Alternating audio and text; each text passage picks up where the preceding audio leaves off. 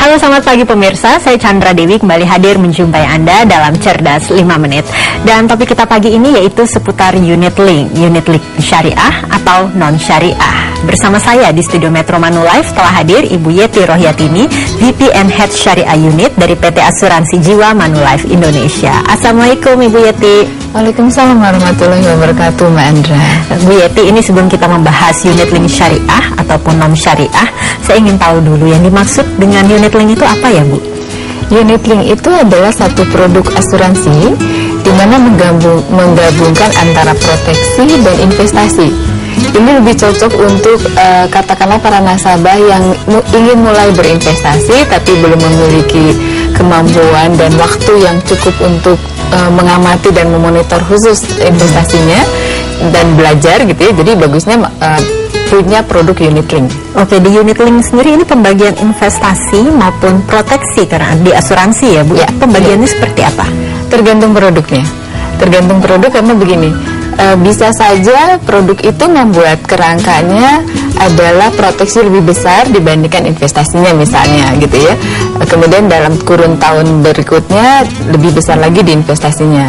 Bisa juga di awal semuanya full untuk proteksi dan investasi belum ada, tetapi di tahun berikutnya semua full ke investasi. Itu tergantung dari bagaimana desain dari produk itu sendiri.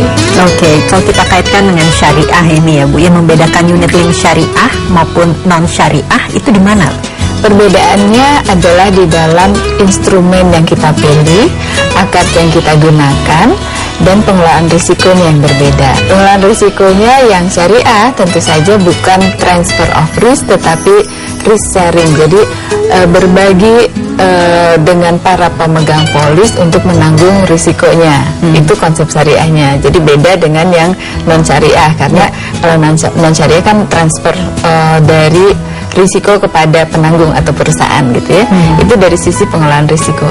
Kemudian dari sisi akadnya, kalau di yang produk syariah mau nggak mau ada akad tertentu yang digunakan. Contohnya misalnya karena niat awalnya adalah tolong menolong, ada akad tabaruk gitu ya. Kemudian karena kita menyerahkan kepada pemegang atau kepada perusahaan untuk tolong mengelola bisnis ini dari pemegang polis, maka kita gunakan yang namanya akad wakalah gitu, mewakilkan gitu ya.